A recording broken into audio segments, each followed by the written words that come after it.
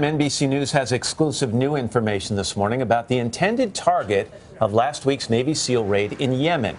NBC senior investigative and legal correspondent Cynthia McFadden has the latest on that. Cynthia, good morning to you. Good morning, Matt. Preparations for the raid began during the Obama administration and were passed on to the Trump administration, making it the first clandestine military strike of his presidency.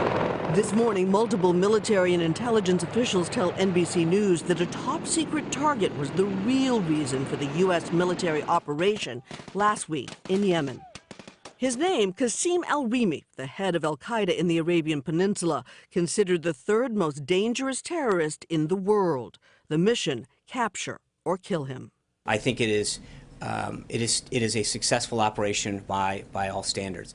But today we know the high-stakes gamble to capture al-Rimi was not a success. He is alive in Yemen, according to multiple military officials who also confirm al-Rimi released an audio recording taunting President Donald Trump on Sunday. The fool of the White House got slapped at the beginning of his road in your lands, he said. Both the White House and the Pentagon declined to comment.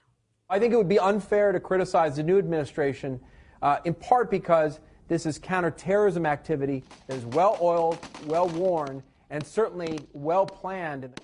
All of the leaders in the military chain of command agreed that the prospect of taking out al-Rimi was worth the mission's risk. Officials tell NBC News Mr. Trump's Secretary of Defense and the chairman of the Joint Chiefs of Staff called the potential capture of al-Rimi a game changer. In making their case to proceed, they told President Trump they doubted the Obama administration would have been bold enough to try it. The operation was larger than any counterterrorism strike since the killing of Osama bin Laden. 24 Navy SEALs were involved, 30 to 40 other Americans on the ground and in the air, a dozen commandos from the United Arab Emirates, and a half-dozen Yemeni soldiers.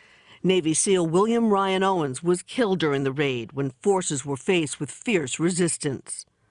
Also killed 14 al-Qaeda militants and several civilians. The reality is that the fruits of this kind of an operation, the disruption of al-Qaeda leadership, the knowledge that the U.S. is willing to reach deep into the heart of al-Qaeda territory, and the capturing of key intelligence may not bear fruit for some time.